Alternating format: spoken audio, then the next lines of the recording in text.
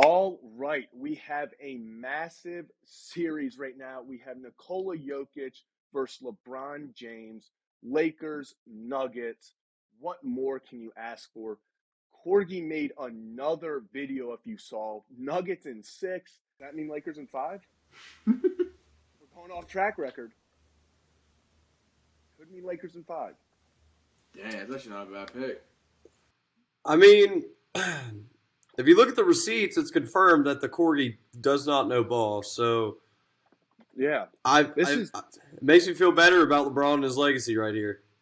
Definitely, if I'm a Nuggets fan, like, this is giving me flashbacks to Suns and 4 guy. Like, Oh yeah. this is, I'm suddenly like, we don't do well when people, we're involved in these social media things. So I feel like the biggest story of this series, there's LeBron James. Obviously, LeBron's LeBron. He's always going to be the headliner of the series.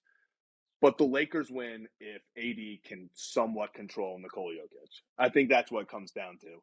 If they let Jokic drop 40 and get 15 assists a game, they're going to lose. Like, that's just going to happen. But if AD can just, you don't have to stop him. Get him just keep it at 20 and 10 a game. If you can keep him at 20 and 10, like, you're winning that game. Unless Jamal Murray goes off, obviously. Yeah. I was thinking though, bro. AD is so weak. Like I feel like he was born with glass bones and paper skin. The dude took. I mean, it was a hit to the head, but to get wheeled on a wheelchair. I mean, Stephen A. Smith got a lot of flack for it, but he was right on. Like, we're not saying concussions aren't deadly, but they definitely are. But to say that requires wheelchair assistance, like, I can't. And that's from like a U.S. citizen. A Serbian is going to make his life fucking hell. Like, he has no chance against Jokic, bro. He's just snapping like a toothpick. I didn't even think about that. Jokic has just grown up. He's always gotten the elbows dirty. He's always had, rub the elbow grease, get some stuff done. And now AD's just the next thing he's got to get done. Yeah, so I placed a Lakers future before the playoffs started, because I was like, well, just in case, because you can never doubt LeBron, and then here I am. So I mean, I'm hoping that they find a way, because that'd be awesome. But yeah, I think Jokic just dominates AD. I think to stop Jokic, they gotta double team him, or LeBron's gotta have like an out of body experience and guard him or something like that. Like they might, if it's a certain game. LeBron might, because you know how the NBA and LeBron and people like to hype shit up. LeBron's probably going to say, I'm playing center tonight against Jokic, just like, and they'll be like, oh my God, just like Magic did when he was a rookie, but LeBron's doing it at 38. And then he's going to lock down Jokic and everyone's going to cream their jeans. You know what, though? I was thinking about that earlier. I do see a scenario in which LeBron is like, I need Jokic.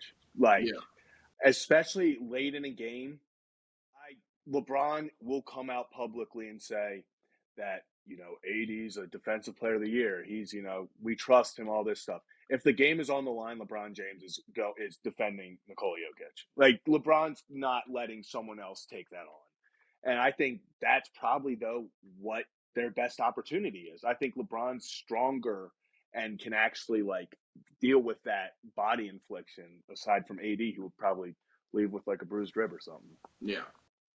Well, yeah, there's no such thing as stopping Jokic. And clearly, especially not at this point in his career, I don't know what you can only contain him. What is containing him at this point? 30, 15, and 10? Is that a good job on defense? Like, I feel like his PRA is set at like 50.5 every night. It's impossible to touch. But yeah, like you said, Zach, the only way the Lakers win is if AD plays well.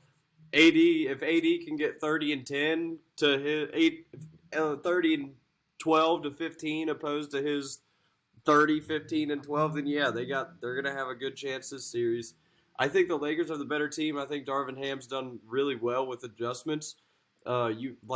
He's unpredictable before the game, like in the Warriors series where he has Vanderbilt picking up Curry full court 48 minutes, and then games 5 and 7, you've got Lonnie Walker the fourth coming having legacy games. But And it's nothing against LeBron. LeBron can't win this series on his own. And I don't think he could have won last series on his own. And why did they dominate the Warriors? Because LeBron said, I'm not playing hero ball. Everyone expects me to play hero ball. I'm going in, they're double teaming me. I'm kicking it out. And when he's doing that, if the Lakers can continue hitting even just partially the success they're having by their role players, then I think they're the favorite to win it all, because LeBron is so good at facilitating, and he can still be the greatest in the world and not shoot the ball. You get what I mean? So if he's doing his all-around game, I think that's how they win this series. If it comes down to LeBron James versus the Denver Nuggets, like, the Lakers aren't gonna win this series. And I feel like that's recent too. I feel like one of his criticisms is LeBron tries to play hero ball and he doesn't kick it out. And I feel like, especially this playoff year, like, I'm like, oh my god, he's getting assists. Like, he's racking up the stats. He's passing out what he should be. Like, he's not like taking a seat. Like, I'm gonna let the young guys do all the work at all. But he's definitely divvying up the responsibility, and it's paying out tremendously. I mean, let's just look at his last game, Game 6. He only shot the ball 14 times. He was 10 of 14 from the field, 9 assists, 9 rebounds. Yeah. So it's not like, and also that's the thing. I almost would rather LeBron have to put up 30 shots, and you're like, okay, as long as we double team LeBron, like, that's good. If LeBron's putting up 30 points on 14 shots and still getting 9 assists, you're done. Like, you're just not winning that game. And so he's shooting it really well from the free throw line as well. He's shooting it super well from the free throw line. Sorry, I wanted to add that in. I think that's the first series where he's ever shot over 90% from the free throw line.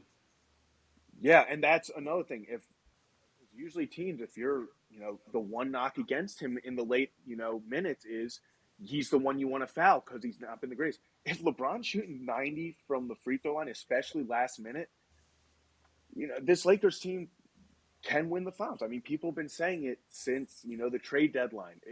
If this team gets in the playoffs, it's still LeBron James in the playoffs. Like, let's be honest. Even as an MJ guy, I admit that. It's probably like, if you think about it, he's been in the league so long, he's had to, like, critique so many angles of his game that now he's, like, the final two things that he's like, flawed on, the free throws and trying to play hero ball, he's finally cracked those. So, like, as long as he, like, starts to actually read a book and then stops predicting things, dude, he'll be, like, full-rounded, you know what I'm saying? All right, so let's go just predictions at this point. I definitely said Lakers in 7, and that's 100% not biased off of my future bet that I have. So it's more of a hopeful pick. I do think it might be like Nuggets in 6 or Nuggets in 7. I definitely think this is Nuggets year. I think the East, whoever wins that, like, I don't think they can beat the Nuggets unless Tatum continues to go off. But I still think the Nuggets players are better than the Sixers were. It really, really seems like the year of the Joker. I can feel it. I can sense it. The disrespect for the MVP, it's just like a whole sort of revenge story, and it's perfect for the Joker. Give me the Lakers in 6, baby. I'm never going against my boy Bron. Lakers in 6. Oh shit! You fucking have me, bro. You have me. Holy shit! I was like, wow, this is big from seeing. Oh my god, that's crazy. I can 100% say I do not remember, if not ever, if on this podcast I have ever picked LeBron James-led team to win a series. I think every single time I have gone against him, and I have absolutely no plans on that changing. So it's going to go, Denver's going up 3-2 in the series. LeBron's taking it to 7. And Jokic is winning it in OT, Game 7 in Denver. That's what's happening. The script got leaked. I'm feeling it. I feel like that's how it's going down. We can't agree that we are ending all LeBron versus Steph Curry talks. Some that should have never even been started. But people were getting off their wagon. Even as people were getting off their wagon. And started acting crazy all of a sudden because they're meeting up in the semifinals as a 6 and 7 seed. I just needed to clear that out. I agree. Even as an anti-LeBron guy, it should have never even been a discussion. Absurd. That's the one thing. I am very total MJ guy, but like it's clear like as long as you have MJ and LeBron 1-2, like it's respectable. When people start questioning, trying to toss other people in there, it's like, come on. Yeah. Don't just show us you don't know ball off the rip. Agreed.